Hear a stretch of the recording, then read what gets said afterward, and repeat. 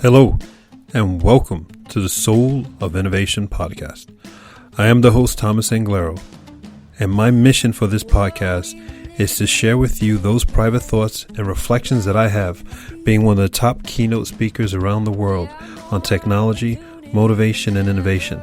I hope you truly enjoy all the lessons I share, all the dots I connect that sometimes are just really difficult to get out, but it's all for you. I truly hope you enjoy this episode.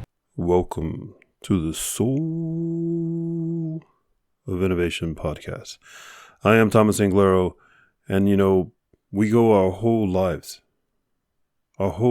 thinking all the time, thinking about what we're doing, who we are we doing the right things, constantly reflecting.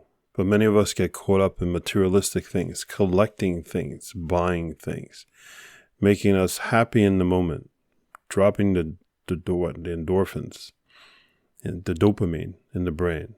All that for that instantaneous happiness. But at the end of the day, when you go to bed, or you wake up in the morning, you're still not satisfied with yourself. I have a story for you. The story that I read on this group I belong to is called Humans of New York. It's absolutely beautiful.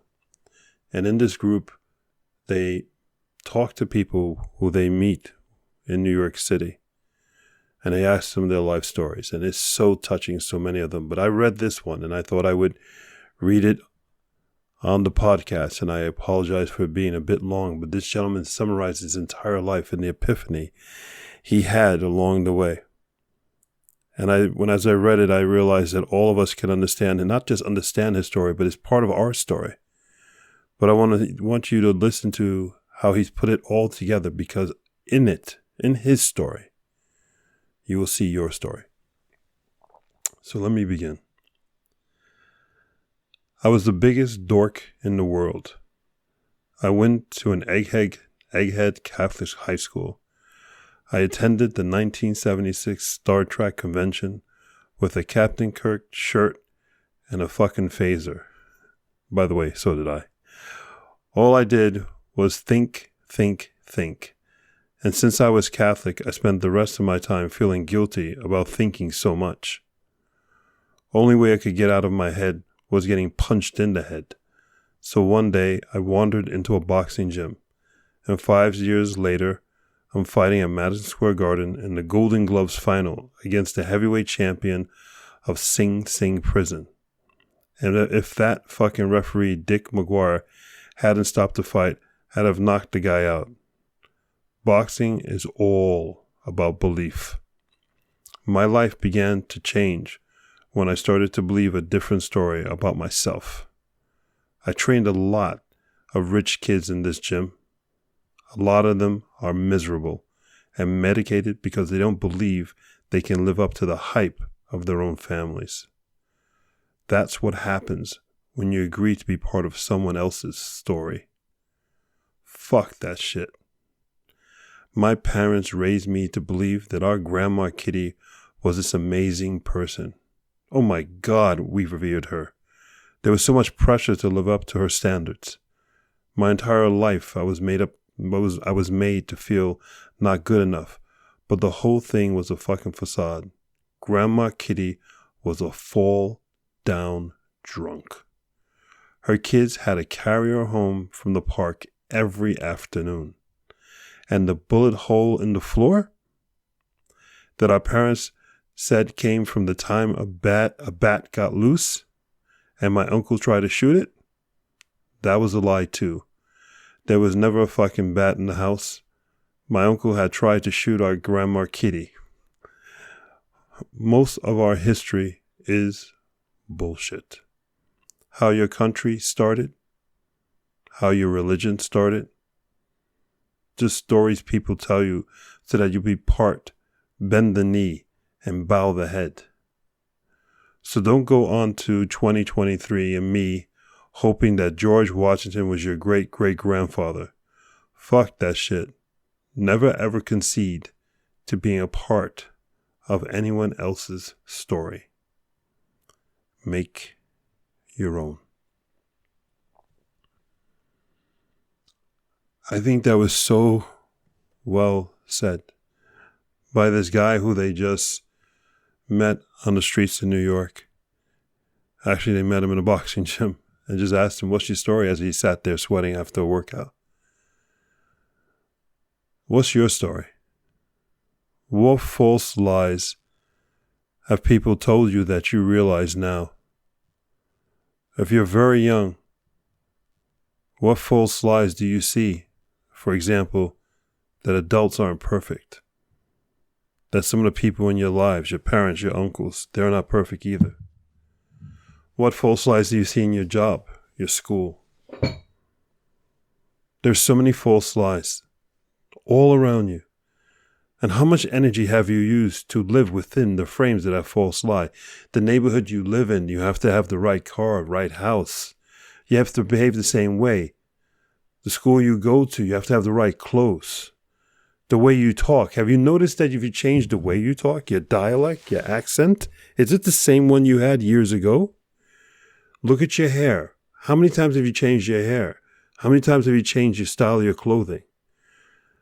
How many times have you changed the way you thought? Are you thinking the way you really want to think? Or are you thinking the way the pattern people have put into your head? When's the last time you really spoke your piece, spoke your voice at your volume, at your amplitude, at your frequency? How many times, and when's the last time you spoke from your heart about the things that matter most to you? Do you even speak from the heart? Do the people around you, do they know you? Have you shown them the real you? All these lies around us, all the storytelling that people are doing to constantly control your reality. You control your reality. Do not do what other people do, because then we all become the same and everything is really damn boring. But isn't the most interesting moments in life are when your team wins a game? That's exciting. That's not normal. They didn't win the game up until that moment. Then when they won the game, something changed, and that became exciting. When something changes, that's when an excitement in life happens. The birth of a baby, falling in love, spending a night with someone you love, doing well in an exam, singing a song. When you do, action creates excitement. Action creates moments. But following in the footsteps of someone else, joining a club and being just like everybody else and dressing like everybody else, that's not you. When's the last time you just did you? When's the last time we saw you, heard you, felt you, smelled you, tasted your food? We missed you. Don't follow in the footsteps of anybody else. Remember what this gentleman said. He was told lies. His grandma Kitty, she was a fall-down drunk, but the whole family revered her. Oh, she's a sacred woman. The harder people make a story to be bigger, the more positive that person is, the more it's a lie. George Washington, he mentioned, right? One of the founders of the United States. Was he the first president? Good question. Bad history. He was a slave owner.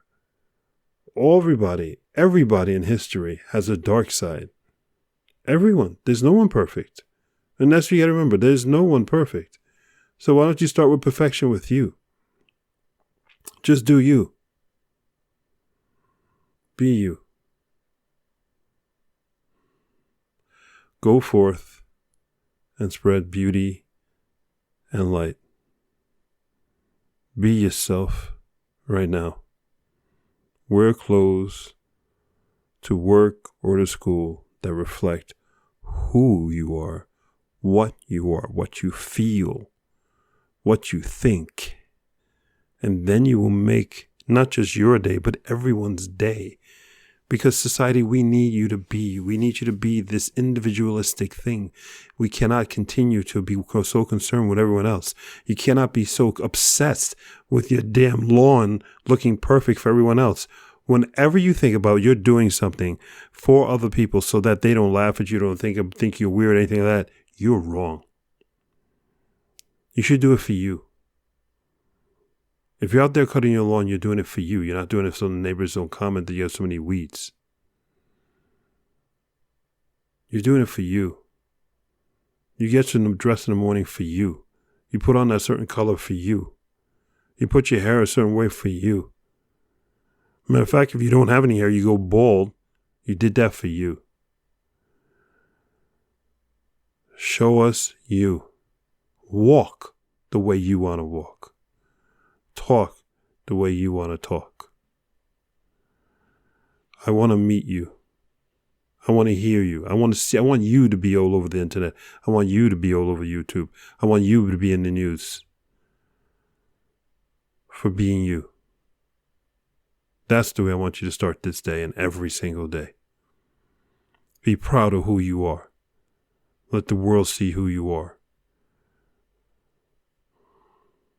I love you. I believe in you. I'm confident in you. Do not be ashamed. Do not be embarrassed. Do not feel insecure about who you are. It's just been a long time since you've done that you dare to be yourself, and that's okay. That's okay. Those first moments, the first time you do anything, the first time you train and lift weights, the first time you go for a run, it sucks. The first time you didn't do anything, it's horrible. But after a while, it becomes easy because it's what you're meant to do. It's who you're meant to be. Just do you. Awkwardness means you're on your way to perfection. Embrace the suck. I love that expression. Embrace the difficulty. Because on the other side of difficulty is bliss. I'm Thomas Anglero. I am here for you. I believe in you, but you gotta do you. You have to be you. Don't spend another dollar, kroner, shekel, whatever your currency is, on making anyone else happy. The only one I want you to be focused on is making you happy. Because when you're happy, you become a magnet and everyone around you becomes happy. And all of a sudden, you now have changed the world by just making you happy. Now I'm happy. I love you. I believe in you. Until next time. Thank you for listening to that episode. If you want to contact me, you can contact me on my website at anglero.com, and you can also subscribe to the newsletter, or you can find me anywhere on social media with Facebook, YouTube, Instagram, and Twitter. Thank you so much, and I hope to hear from you very soon.